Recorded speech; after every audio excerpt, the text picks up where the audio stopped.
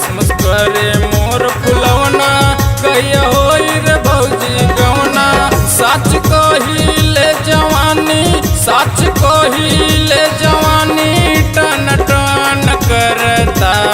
सैया संगे हमरो सुते के रे मन करता।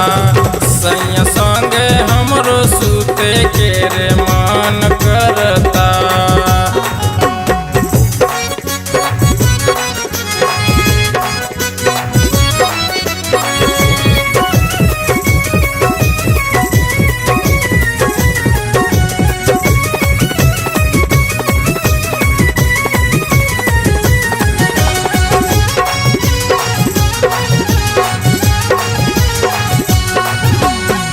कहियाल बाजी बाजा होता हुत बूदी।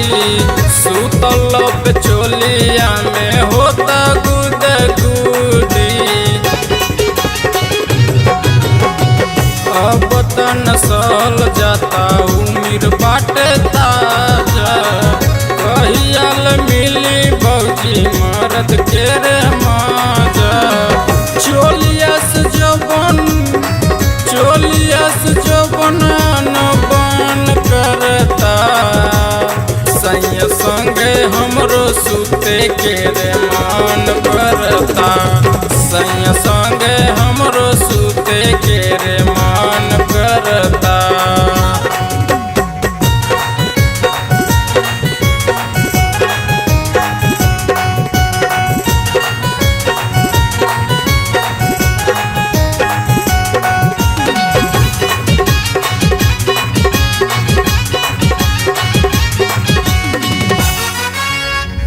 लागता नसीम झूठो नाम के मोबाइल बा।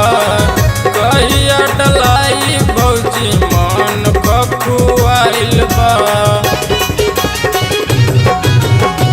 भीतरी के अगिया भौजी सांझे भोरे बढ़ते। ओढ़नी रे जगह से खादी बादी सरके। बबलू बाबा एमएस गुप्ता बबलू बाबा राहुल वर्मा नास धन करता।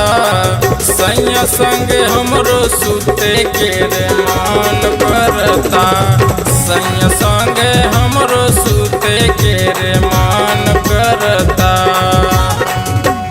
कसमस करे मोर फुलवना कहिया होई रे भौजी गवना।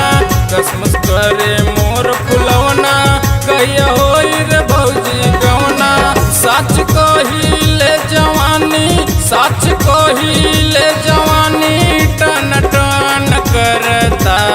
सैया संगे हमरो सुते के रे